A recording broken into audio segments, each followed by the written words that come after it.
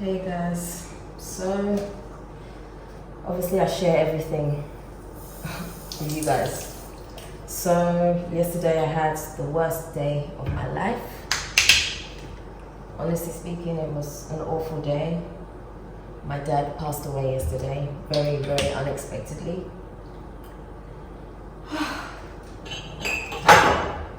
It has not been easy at all. Like, it's been so difficult.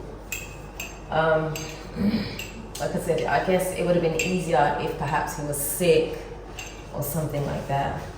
And I'm not going to go into too much about what happens. Just what I can really tell you is that he collapsed, and by the time he was rushed to the hospital, he was pretty much dead on arrival. So it's been a huge shock, obviously.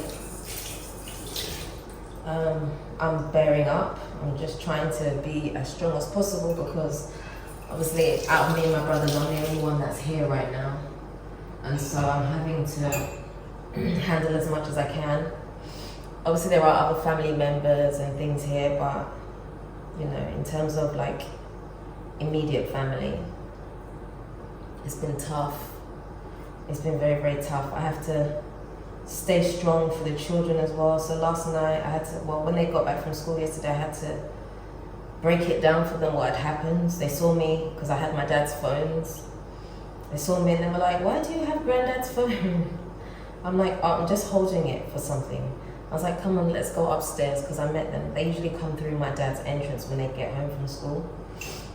And so I was like, come on, let's go upstairs, trying to be really cool, calm and collected, you know. And then I told them, then obviously they were very disturbed by it, you know. They cried a little bit, and I just have to do my best to hold it together as much as possible, because I don't have time to fall apart. I really don't.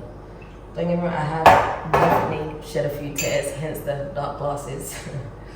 But it just makes you think all of this, that, you know, life is so short. It really is, and you just never know when it's going to be your time. You never know how long you've got with someone. You just don't know, you know. The irony is that he even passed away just 2 days before my birthday. Like, he didn't even get to see my 45th. You know, there's so many things that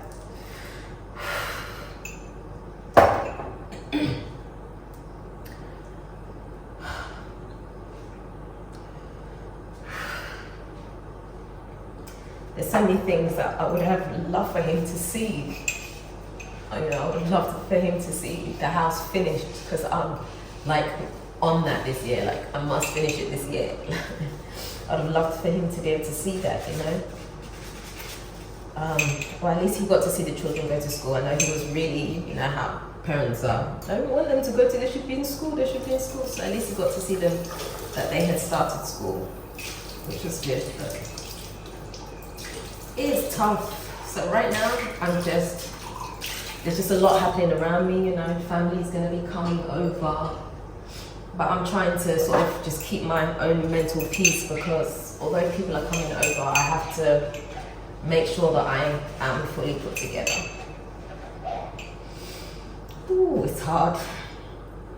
It's really, really difficult, because you know, my dad's always next door, right? Apart from the times that he travels for a couple of months out of the year, he's always next door. And so, you know, sometimes when I'm frustrated, I go over there. I'm like, can you believe this? And I like vent, and he listens. And I don't have that anymore. It's really hard. I don't have that anymore.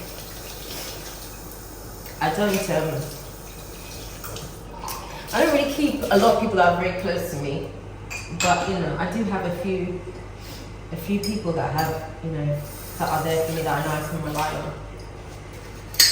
You know, I have this amazing friend, and when I told him that my dad had passed away, he rushed straight to the hospital to come and just be with me. He stayed with me the entire time, and then brought me home. You know, and so that really, really did help. So I wasn't on my own in the hospital, but I do not want to, I mean, I can't say I don't want to ever go through it again, because it's inevitable, right? But it's really, really horrible. It's just really horrible. I remember someone said to me that, you know, you don't know, you're not an adult until one of your parents dies.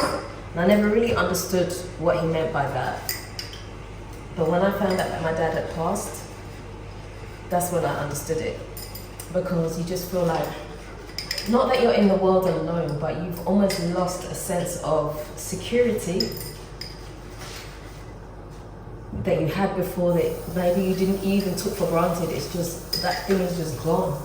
I mean, sometimes I'm like, I need cash, right?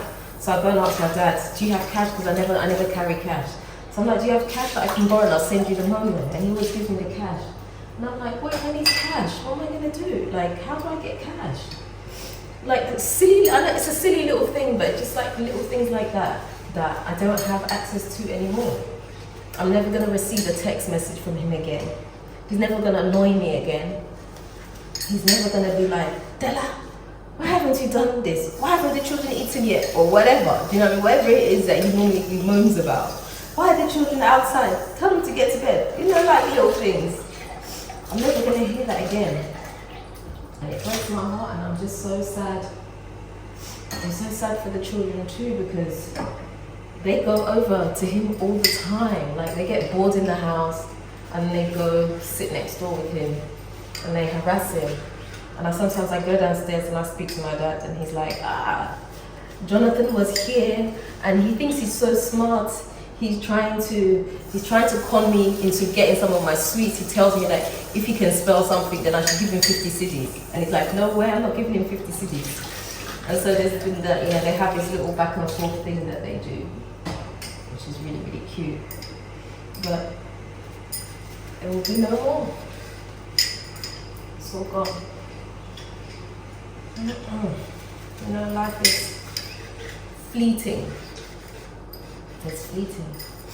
But one thing it has made me realize is that, you know what, because life is so short and you just don't know how much time you've got, just make sure you prepare yourself, make sure that everyone around you is always going to be good. Make sure that the things that are important to you at that time, you do them. If God has laid something on your heart to do, make sure you do it.